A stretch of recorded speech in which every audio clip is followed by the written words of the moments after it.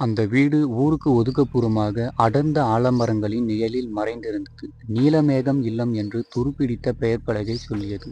10 வருடங்களாக பூட்டி கிடந்த அந்த வீட்டிற்குள் நுழைய அரவிந்த் சாவியை திணித்தபோது அது ஒரு முறை முனகிக் கொண்டே வழிவிட்டது. அரவிந்த் ஒரு எழுத்தாளன், அமைதியான சூழலை தேடி இங்கு வந்தவன்.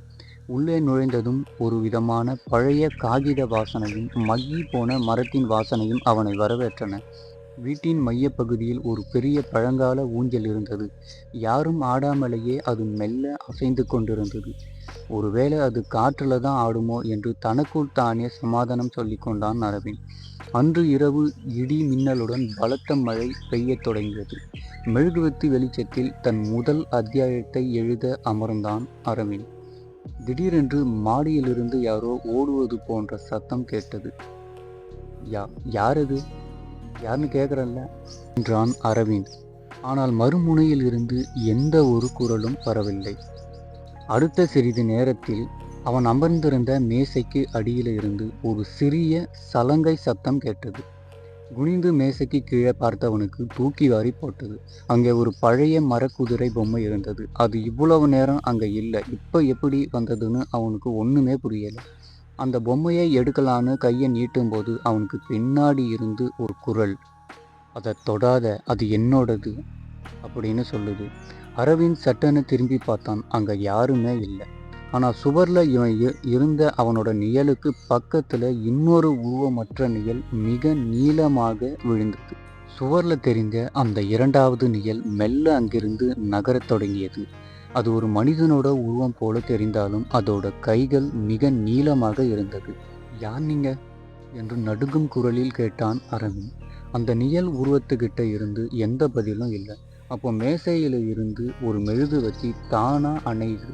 அறை முழுவதும் இருள் சூழ்ந்து கொண்டது.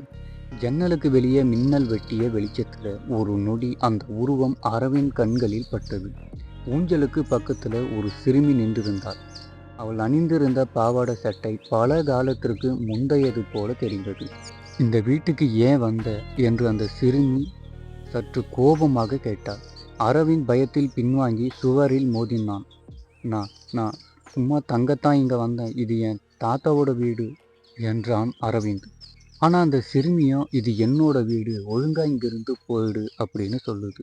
சொல்லிட்டு அடுத்த நொடியே அந்த இடத்துல இருந்து மறைந்து போயிடுது. வீட்டுக்கு நடுவுல இருந்த அந்த ஊஞ்சல் தானாவே மறுபடியும் ஆடத் தொடங்குது.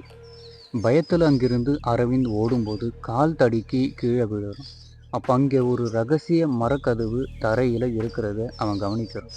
அதை திறந்த உடனே அதில் ஒரு பழைய டைரி பாதி எரிந்த நிலையில கிடக்குது. அரவிந்த் அந்த டைரியை எடுத்து திறந்து பார்க்க அதில் இரத்தத்தால் வித்யான்னு ஒரு பெயர் எழுதப்பட்டிருந்தது. அரவிந்த் மேலும் டைரியை புரட்டினான். அந்த டைரியில், வெளியே யாரோ வீட்டை தாக்குற சத்தம் கேட்குது. அப்பா எங்களை இந்த அறையில் வச்சு பூட்டிட்டாரு. அதுக்கப்புறம் அவர் திரும்பி வரவே இல்லை. என்னையும் என் தம்பியையும் காப்பாற்ற யாருமே வரலை அப்படின்னு எழுதியிருக்குது. ஆனால் அந்த டைரியில் பாதி பக்கம்தான் இருக்குது. மீதி பக்கம் கிழிஞ்சி போயிருந்தது.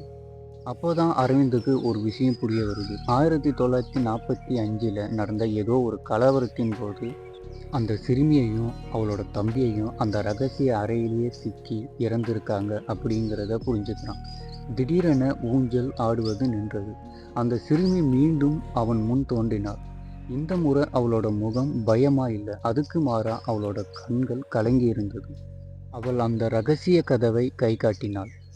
அரவிந்த் அந்த மரக்கதவை திறந்து உள்ளே பார்த்தான். அங்க ஒரு சிறிய பெட்டி இருந்தது. அதுக்குள்ள பழைய புகைப்படங்களுடன் வித்யாவின் தம்பி விளையாடிய அதே மரக்குதிரையின் இன்னொரு பாகமும் இருந்தது. அரவிந்திற்கு ஒரு விஷயம் புரிந்தது. அவங்க அந்த வீட்டுக்குள்ள பயம்புறுத்த வரல. பல நாட்களாக அந்த ரகசிய அறைக்குள்ளே சிக்கியிருந்த அவங்களோட ஆன்மாக்களை யாராவது விடுவிக்க மாட்டாங்களான்னு காத்துக்கிட்டு இருந்திருக்காங்க. அரவிந்த் அந்த பெட்டியை எடுத்துக்கொண்டு வீட்டின் பின்புறம் இருந்த தோட்டத்திற்கு சென்றான். அங்கே வித்யாவுக்கும் அவள் தம்பிக்கும் ஒரு சிறிய பிரார்த்தனை செய்து அந்த பெட்டியை மண்ணுக்குள் புதைத்தான். அதுக்கப்புறம் அந்த வீட்டுக்குள்ள எந்த ஒரு அமானுஷ்யமான சம்பவங்களும் நடக்கலை.